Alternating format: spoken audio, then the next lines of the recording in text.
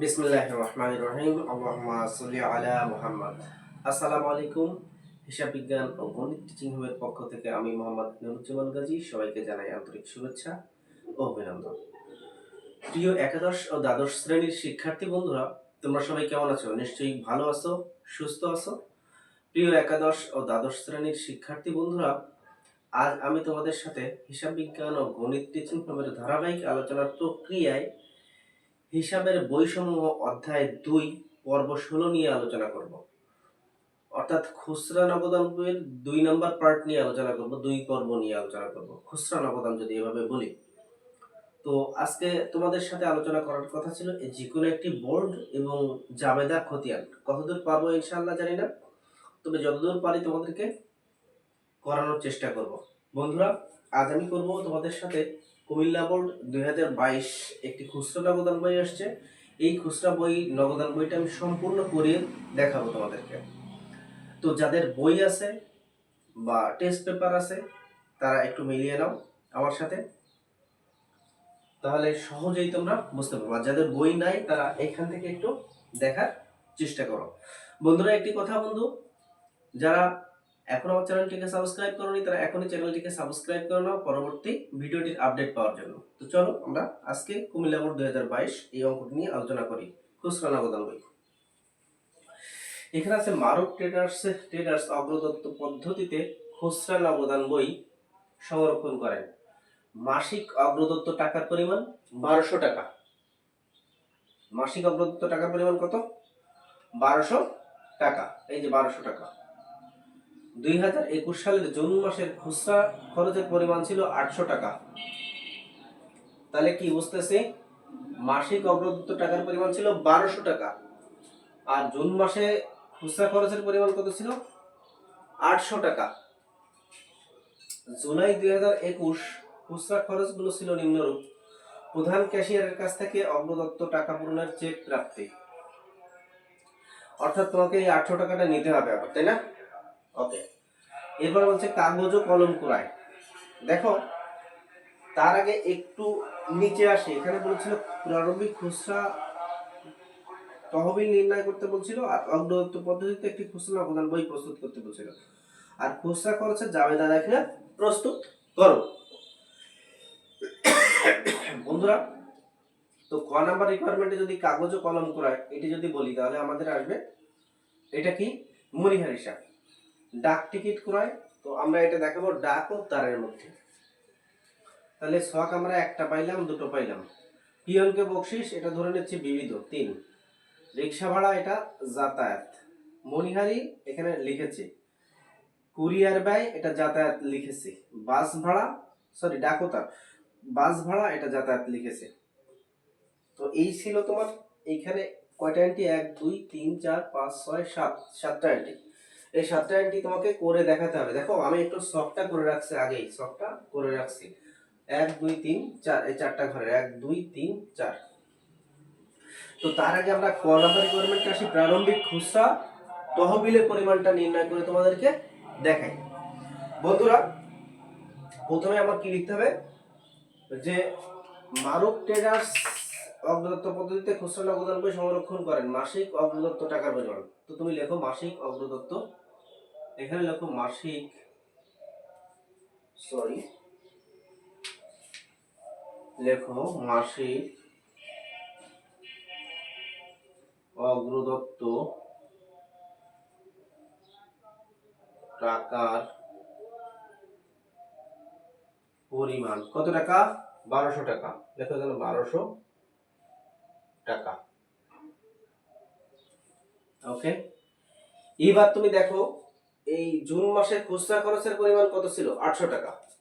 তাহলে খুচরা খরচের পরিমাণ 800 টাকা। তাহলে তোমার এইটা থেকে এটা যদি আমরা বাদ দেই তাহলে কি আসতেছে? এখানে তুমি লিখতে পারো বাদ। বাদ খুচরা খরচের পরিমাণ 1200 বিয়োগ 800, 400 টাকা। 1200 বিয়োগ 800 কত টাকা হবে? 400 টাকা। তো তোমার এই ছিল প্রারম্ভিক খুচরা নগদ তহবিলের পরিমাণ নির্ণয়। আমি আবার বলি, গতদিন আমি তোমাদেরকে শিখিয়ে দিয়েছি কিভাবে প্রারম্ভিক খুচরা তহবিল নির্ণয় করতে হয়। অর্থাৎ তোমার মাসিক অগ্রদত্ত যে টাকাটা থাকবে সেই টাকা থেকে ওই মাসের খরচটা বাদ দিবা, পূর্বের মাসের খরচ। অর্থাৎ পূর্বের মাসের খরচ কত ছিল? 800 টাকা। ঠিক আছে, এই 800 টাকাটা বাদ দিলে তোমার এই 400 টাকা হয়। তো তুমি এই 400 টাকা পরে এখানে কিভাবে নিয়ে আসবা? ব্যালেন্স বিডি হিসেবে নিয়ে আসবা জুলাই মাসের 1 তারিখে, তাই না? তো একটু লেখো, জুলাই 1 ব্যালেন্স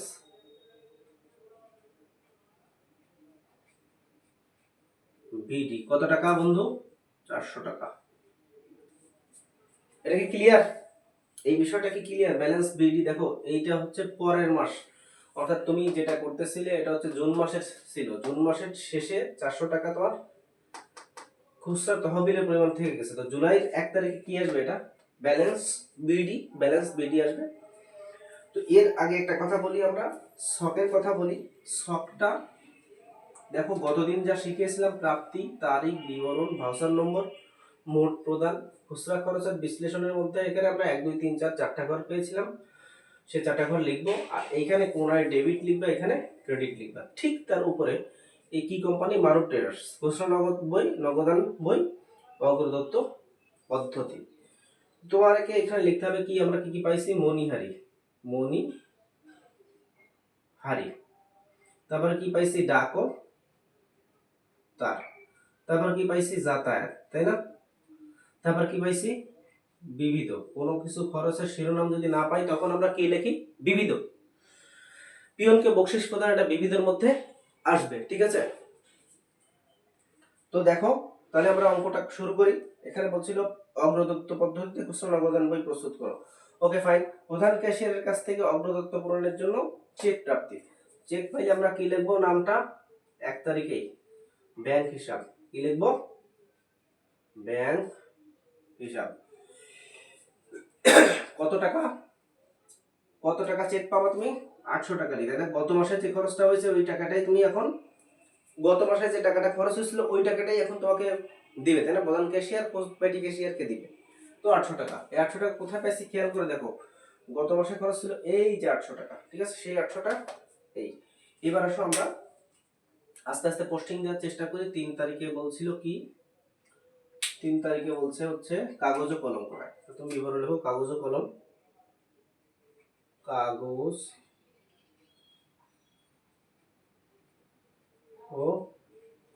ক্রয়। মোট টাকা কত? কাগজ ও কলম 310 টাকা। লেখো 310 টাকা। কাগজ কলম কি বন্ধু? এটা তোমরা জানো, কাগজ কলম মণিহারি। তো তুমি মণিহারি করে 310 টাকা বসাও। Okay fine. এরপর কি? ডাক টিকিট ক্রয়। তুমি এরপরে বসাও 5 তারিখ।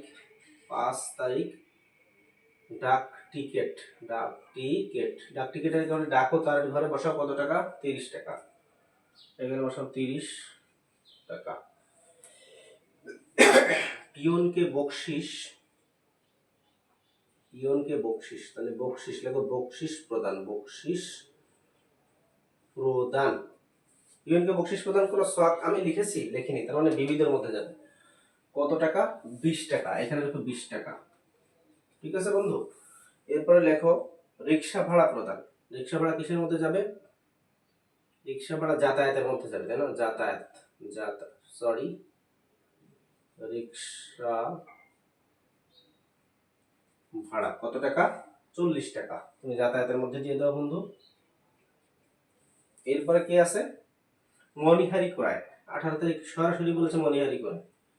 তো তুমি লেখো মণিহারি ক্রয় কত টাকা? 40 টাকা। 70 টাকা। মণিহারি ক্রয় 70 টাকা। তুমি এখানে লেখো 70 টাকা। ফাইন। এরপরে 22 তারিখ আছে কুরিয়ার ব্যয়। দেখো কুরিয়ার ব্যয় কত টাকা? 100 টাকা। কুরিয়ার ব্যয় কত টাকা? 100 টাকা। 100 টাকা কোথায় বসাবা? কুরিয়ার ডাক ও তার সাথে সম্পর্ক, এটা, তাই না? 100 টাকা। কুরিয়ার কার সাথে সম্পর্ক? ডাক ও তার। এই বিষয়গুলো তোমাকে বইতে ভালো করে দেখতে হবে যে কি কোনটা কিসের মধ্যে যায়। ঠিক আছে? ডাকতার মধ্যে কি কি যায়, মনিহারের মধ্যে কি কি যায়, বিবিধ খরচ কি কি হতে পারে, ঠিক আছে, যাতায়াত গুলো কি কি হতে পারে, এগুলো একটু কষ্ট করে দেখে নিও আর অঙ্কটি মিলিয়ে নাও। বাস ভাড়া 30 তারিখে, বাস ভাড়া কত টাকা? 90 টাকা। বাস ভাড়া তোমার এখানে দিয়ে দাও, 90 টাকা। ফাইন, এবার করার চেষ্টা করো, দেখো এখানে কি আসতেছে।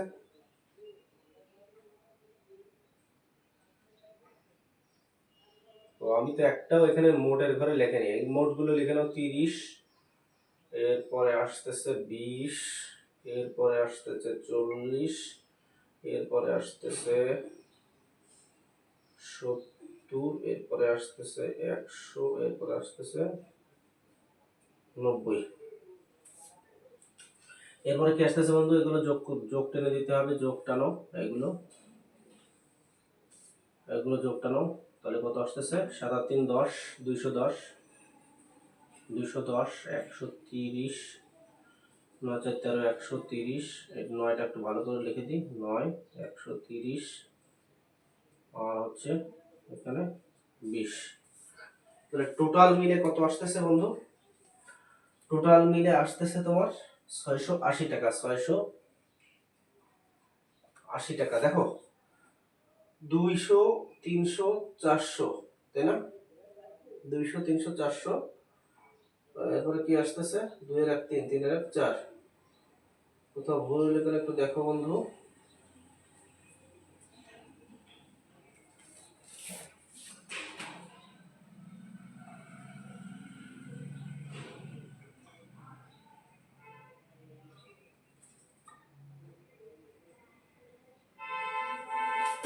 দেখো বন্ধু, এখানে 380 টাকা হবে, এখানে কত হবে? 380 টাকা। এখানে কত? 380। এখানে আমার একটু যোগে ভুল গিয়েছিল, 380। খেয়াল করো এখানে কত? 380 টাকা। 380 এটা।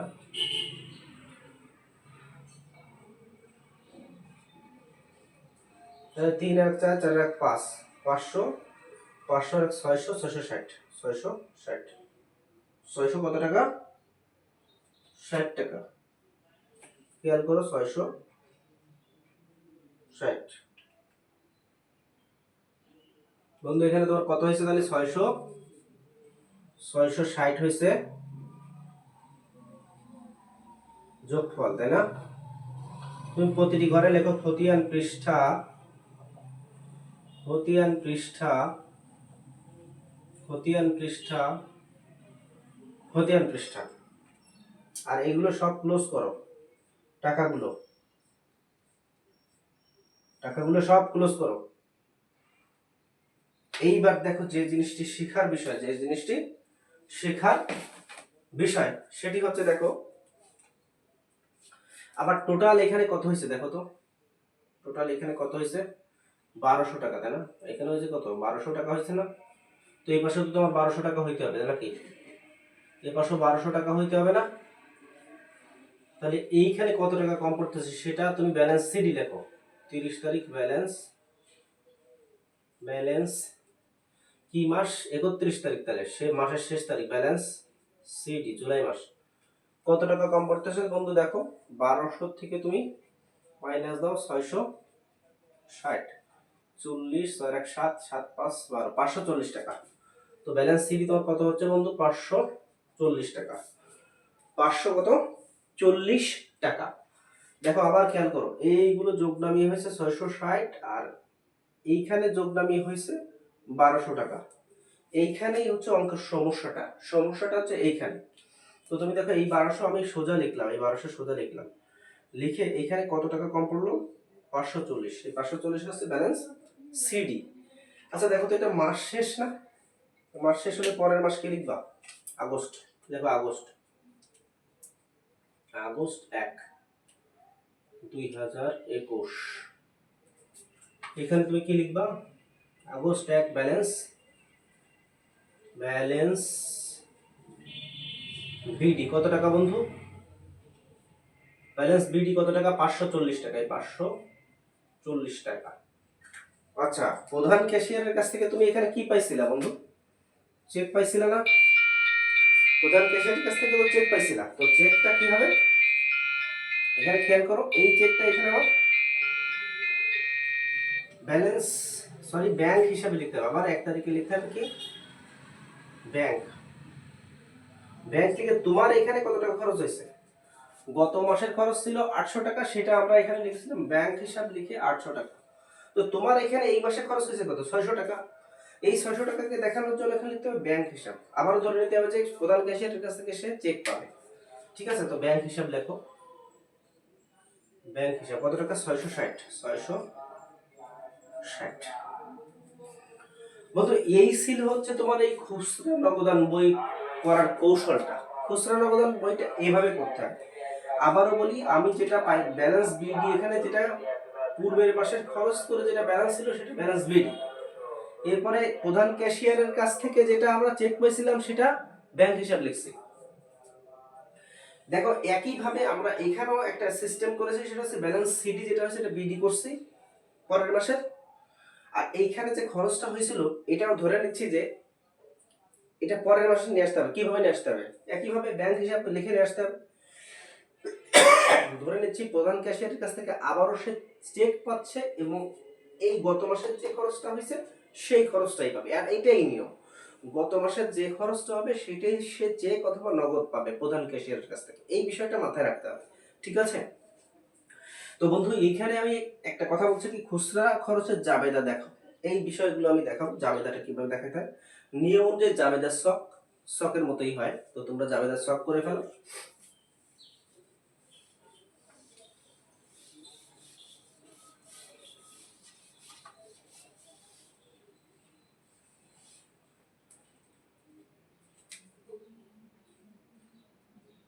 এখানে আবার কি কি কি কি হয়েছিল এই বিষয়টা মনে রাখতে হবে বন্ধু। কি কি হয়েছিল আমি তো মুছে ফেললাম, যাই হোক আমি তোমাদের জন্য একটু লিখে দিচ্ছি। এখানে আমার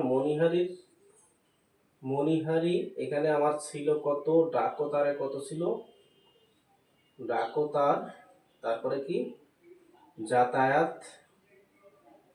বিবিধ, এগুলো জের কত ছিল আমি একটু তোমাদেরকে বলে দিচ্ছি বন্ধু। তোমরা একটু মিলাই নাও, 380, 130, 380, 130, তারপর হচ্ছে 130, 130 আর 20, সব মিলে দেখো তো 660 হয় কিনা। 3 আর 4 আর 5, 660। ঠিক আছে, তো এই ব্যালেন্স গুলো নিয়ে আমাদের জাবেদা করতে হবে। জাবেদা কি করবো আমরা, জাবেদা। দাগটা আঁকা বাঁকা হয়ে যাচ্ছে বন্ধু, তোমরা স্কেল দিয়ে সুন্দর করে কেটে নিও।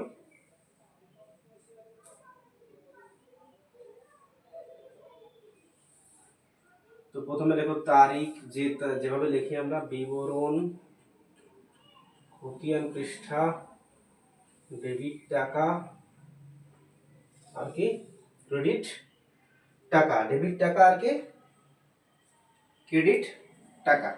তোমরা এখানে লেখো মারুফ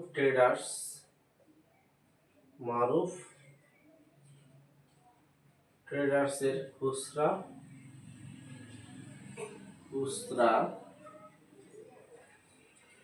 খরচের জাবেদা জুলাই 2021 মাসের। তুমি লেখো এখানে তারিখ, এখানে লেখো বিবরণ, এখানে লেখো খতিয়ান পৃষ্ঠা, এইখানে লেখো ডেবিট টাকা, এখানে লেখো ক্রেডিট টাকা। বন্ধু প্রথমে এখানে আবার কত ছিল, মণিহারি কত ছিল, খেয়াল করো মণিহারি কত ছিল, 380 টাকা। এখানে তুমি কোন তারিখটা দেখাবা এটাই হচ্ছে বিষয়। দেখো সব শেষ তারিখটা দেখাবা, সব শেষ মানে কত, 31 জুলাই 31 তারিখটা এখানে দেখাবা। ঠিক আছে, সবগুলো তারিখ জুলাই 31 হবে, কারণ আমরা ব্যালেন্স নিয়ে করতেছি। এগুলো কি, এগুলো সব কিন্তু ব্যালেন্স, তাই না? তো তুমি লেখো 2021 জুলাই 31। কি লিখবা, মণিহারি খরচ হিসাব ডেবিট। মণিহারি খরচ হিসাব, তুমি ডেবিট না লিখলেও চলে, মণিহারি খরচ হিসাব লেখো আর খুচরা নগদান বই হিসাব। আর কি লিখবা? খুচরা নগদান বই না লিখে হিসাব লিখতে পারো, খুচরা নগদান হিসাব। তোমরা ব্যাখ্যায় কি দিবা? ব্যাখ্যায় কি দিবা বন্ধুরা? খুচরা মনিহারি ক্রয় করা হলো, মনিহারি খরচ হিসাবভুক্ত করা হলো। তুমি লেখো মনিহারি খরচ হিসাবভুক্ত করা হলো। ক্রয় করা হলো একই কথা, হিসাবভুক্ত করা হলো। কত টাকা? 380 টাকা। তুমি লেখো 380।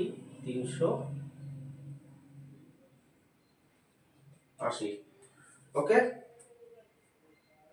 এরপরে কত তারিখ লিখবা? এরপর তারিখ লেখো।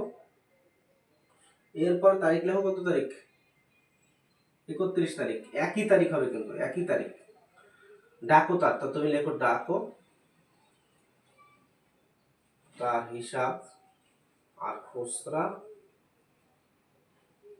নগদান হিসাব। বন্ধুরা তাহলে তোমরা কিন্তু জাবেদা কি লিখতে হবে তা কিন্তু শিখে যাচ্ছ। অর্থাৎ তোমার এইখানে যে খরচের যেগুলো থাকবে আর এই যে খুচরা খরচের যে বিশ্লেষণটা থাকবে সেটাই হচ্ছে জাবেদা। অর্থাৎ সেই খরচগুলো ডেবিট আর খুচরা নগদান ক্রেডিট।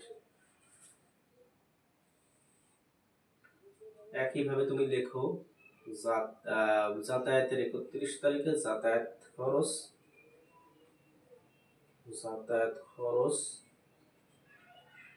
হিসাব আর নগদান খুচরা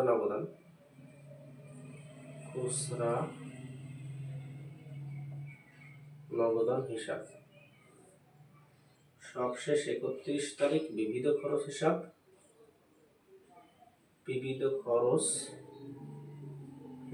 আর কি খুচরা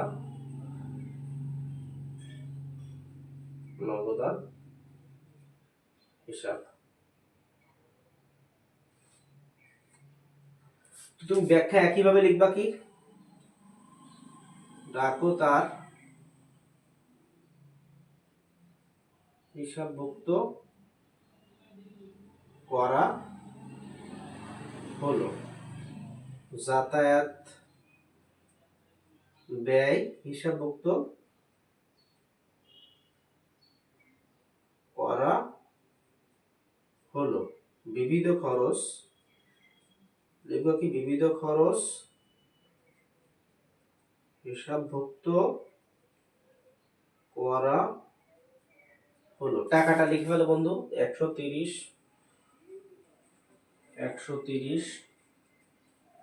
আবার এটাও 130, সবশেষে 20। তো তোমার সব মিলাই যদি তুমি যোগটা নাও তাহলে জাবেদার যোগফল কি আসবে? 660। তুমি লেখো 660। এটাকে ক্লোজ করো। ঠিক আছে, এই ছিল তোমার কি 3 নাম্বার রিকোয়ারমেন্ট, খুচরা খরচের জাবেদা দেখিলা। তাহলে বন্ধু আমি আরেকবার তোমাদেরকে ক্লিয়ার করতেছি। তোমার যে খুচরা খরচের বিশ্লেষণগুলো থাকবে, যে খরচগুলো থাকবে সেই খরচগুলো ডেবিট আর খুচরা নগদান হিসাব ক্রেডিট। এটা হচ্ছে জাবেদা। ঠিক আছে,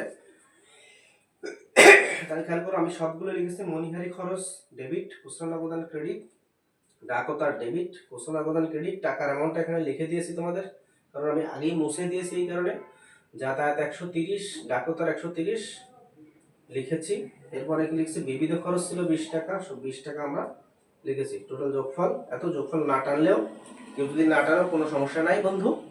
তো এই ছিল তোমাদের কুমিল্লা বোর্ড 2022-এর একটি খুচরা নগদান বই। আমি সম্পূর্ণ করে দেখালাম, আশা করি তোমরা বুঝতে পেরেছো। আর যদি কেউ বুঝতে না পারো তাহলে কমেন্ট বক্সে অবশ্যই কমেন্ট করে যেও যে এই বিষয়টি আমি বুঝতে পারিনি, আমি তোমাদেরকে নক করার চেষ্টা করবো। আর যদি কেউ ডিটেলস জানতে চাও তাহলে হোয়াটসঅ্যাপে নক করো যে আমি এখানে বুঝতে পারিনি, বিষয়গুলি আরো ভালো করে বোঝানোর চেষ্টা করবো ইনশাআল্লাহ। বন্ধুরা আজ এ পর্যন্ত। সবাই ভালো থাকো, সুস্থ থাকো, সুন্দরভাবে প্রস্তুতি নাও, তাহলে তোমরা ভালো একটা রেজাল্ট আশা করতে পারবা ইনশাআল্লাহ। তো সবাই ভালো থাকো। আমার এই ক্লাসটি যদি ভালো লেগে থাকে তাহলে অবশ্যই লাইক শেয়ার করে আমাকে অনুপ্রাণিত করো। অবশ্যই আমার চ্যানেলটিকে সাবস্ক্রাইব করতে ভুলো না। আল্লাহ হাফেজ।